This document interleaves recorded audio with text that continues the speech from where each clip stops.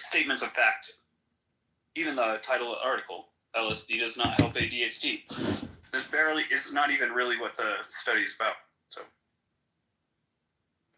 well, I appreciate you finding the study and helping us just interpret it. I'm trying to understand stuff that's way above my head.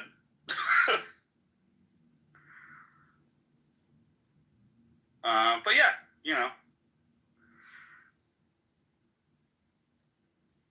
we get this a lot, especially with articles about psychedelics. The one last week about the woman in Australia, also, it's like the article comes with all of these statements that don't really ask questions. They're or have, like, what is it? So nonviolent communication is a concept that I like to reference when reading stuff like this, because we have statements that are willing to understand more, and we have statements that are, a blanket that don't allow for learning, right? And so when we're communicating, we're writing an article to the public. It's better if, especially when we're in the development of a scientific study, to pose the questions and the facts or the statements of like, oh, we think that maybe this has an effect on this, rather than no one with ADHD will benefit from LSD, period. I think all news articles could benefit from a little bit of query. Wouldn't that be great if articles are written from an NVC paradigm overall? Right. Wouldn't that be wonderful?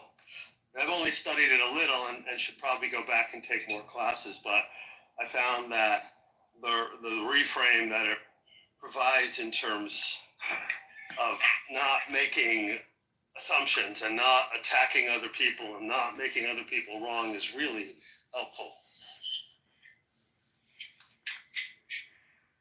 I would, however, agree experientially that LSD does not help my ADHD. It might help trigger a hyperfocus, or it might do the opposite. Granted, it's been 30 years since I've taken LSD, and maybe I should revisit that and then revisit it in a microdose capacity. But like in my memory, it's a little chaotic.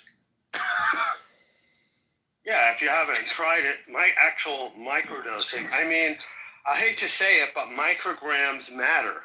Each microgram of LSD has, let's say it together, 1.54 quadrillion molecules of LSD in it.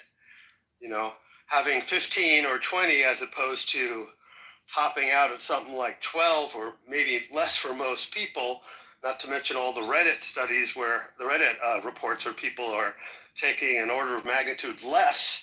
They're taking 1 microgram or even less and still having effects.